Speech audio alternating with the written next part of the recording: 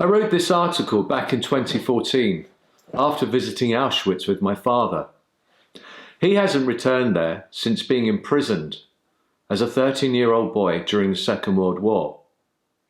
His mother, father, and 7 brothers and sisters were all murdered there. So much of my work now is to help my clients understand their own backgrounds and the impact of a dysfunctional family of origin. I find writing and putting this stuff out there helps break the taboo in my family of origin of letting the world know that maybe we aren't really a healthy, functional family. Perhaps by me writing this, it will help others.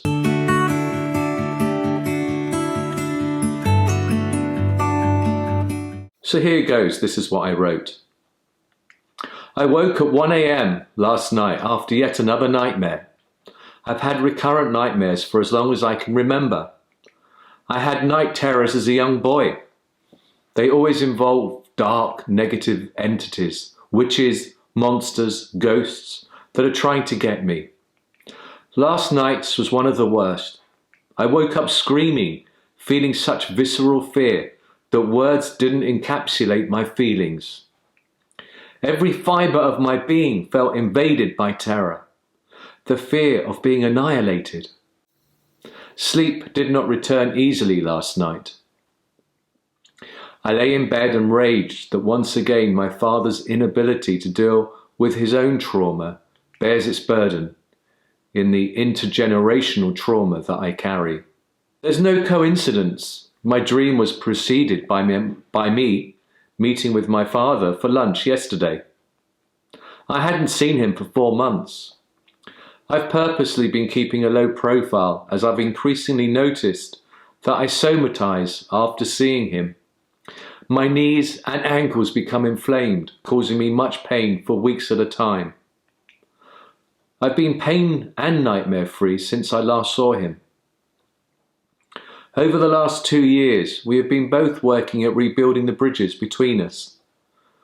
Perhaps that should be building the bridges, as they were never laid down when they should have been, whilst I was growing up as a young boy.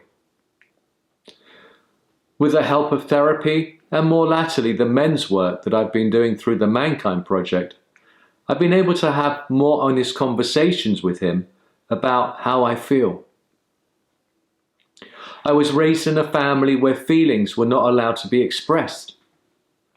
My 3 sisters and I were raised with many dysfunctional beliefs. One particularly pernicious one being, don't do anything to upset your father, he's suffered enough. His torment being at the hands of Nazi persecution. So even now, when I have the temerity to tell him about his less than stellar fathering, it feels viscerally like I'm doing something very wrong. I recognize this is my inner child who is expecting to be punished for speaking out. Yesterday's lunch started, as it always does, with superficial chat. I wasn't going to raise the issue of my withdrawal unless my father asked. After 20 minutes, he asked about the men's work I was doing. What's involved? Who goes along? Do I get paid for it? I explained it's about learning how to be a better man, to live a life with integrity, honesty, and taking more responsibility. How to be a better father to my daughters and a better husband to my wife. How to feel safe amongst other men that don't judge me and to help me get more connected to my feelings. He then asked about us, our relationship. I asked if he wanted me to be honest. He said, I want to know why you are angry. Why can't you just leave things be, but don't tell me anything that I might find hurtful? How's that for a double bind? I told him I can't predict if he will find what I say hurtful. All I can do is talk about how I feel, to take responsibility for my feelings, and that I can't be responsible for his reactions. If he doesn't like what I say, then that's for him to reflect upon and to take to his own therapist he sees. He tells me he gives his therapist therapy. Such is his skepticism of the effectiveness of talk therapy. What was said between us was a little different to what we spoke about a year ago, although this time I also reinforced my appreciation of the things he had done for me, and also how I am starting to gain respect for some of his behaviours. We agreed to disagree on many things. His belief that parents deserve the respect of their children. We agreed to disagree on many things. His belief that parents deserve the respect of their children, irrespective of how the parents behave. That children have a duty to be there for their parents, come what may, and that having children is a two-way street. My beliefs now are very different. A parent has to earn their respect of their children. It's not a child's duty to carry their parents' emotional baggage. And having a child is a one-way street, in my book, where the children owe us nothing. We as parents, more often than not, decide to bring them into this world, and that comes with responsibilities of being that child's parent. He can't understand my perspective, and I think he's beginning to appreciate that he wasn't the best of fathers, that he never had the tools to do that. But he wants to know why I can't just sweep my anger under the carpet, just let sleeping dogs lie. He wants me to forget the beatings I had at the hands of my mother while he stood passively by.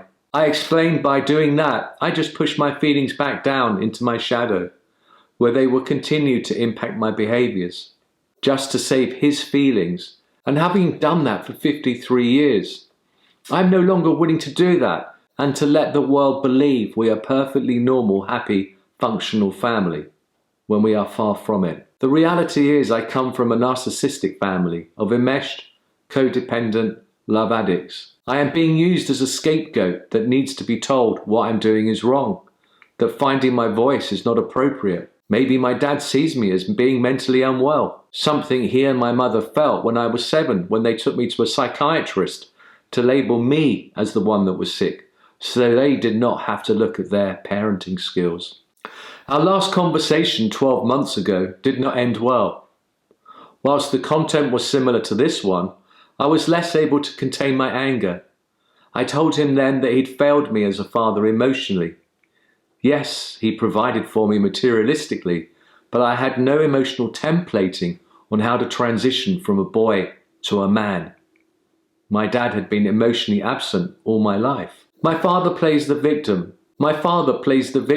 One of the most malignant ways to get our needs met. Last year, he went back to my sisters and told them he was left feeling worse after our meeting when I got angry with him than he had felt after the Nazis had murdered his 7 brothers and sisters and his parents.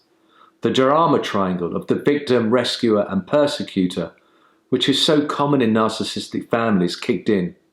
My dad seeing me as the persecutor, he reverting to playing the victim, and my sisters moving in to rescue him by persecuting me. When I confronted him about his statement, he said he didn't say Nazis, he said Germans.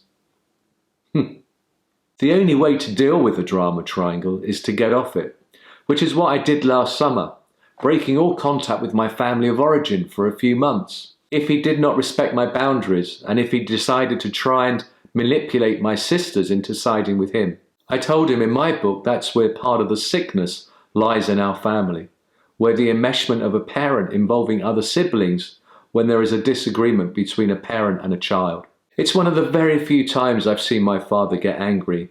He was caught between a rock and a hard place, wanting to make contact with me and also wanting to get my sisters to feel sorry for his hurt feelings because at last I had found my voice.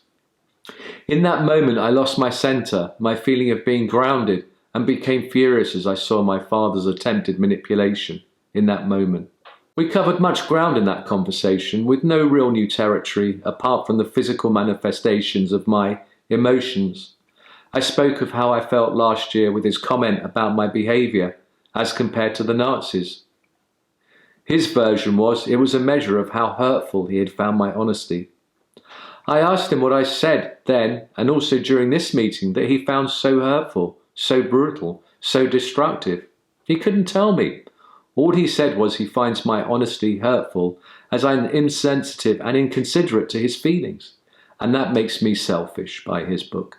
It's why he hates the journey I am on. Because I am one of the few, if only people, that has the audacity to challenge his bad behaviour, his victimhood. My father talked about how sad he felt about how I felt towards him. I said that's okay. Why wouldn't he feel sad? I told him I too feel sad that I failed my own daughters in my own inadequate fathering. Something I'm trying to make amends with through the work I'm doing to grow. I told my father I'm no longer prepared to sugarcoat things and tell him what he only wants to hear. It's another point we disagree on. He chooses to remain a codependent people pleaser to avoid conflict.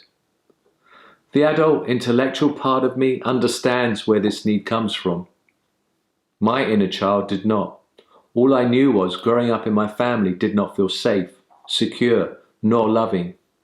I didn't feel seen, validated, nor accepted for who I was. My mother was a rageaholic, and my father did not protect me from her abuse. There was also much religious hypocrisy that has left me with a distaste for organized religion. I told him there is nothing he can do for me. I am no longer seeking his approval and now on my own path to individuation. This is my work for me to do. If he does not agree with my life's choices, I can't help that, as I no longer feel it's a child's duty to subjugate their feelings to keep a parent happy. Even in writing this article, it feels in some way like a betrayal of the family system I was raised in. Don't upset your father was the mantra that I was taught. My father's desire to project out the image of the perfect, loving, caring family is now being challenged. And if there is one thing for sure that is guaranteed to elicit narcissistic rage, is for someone to defy their belief system. It's okay to be perfectly imperfect. After all, I'm only human.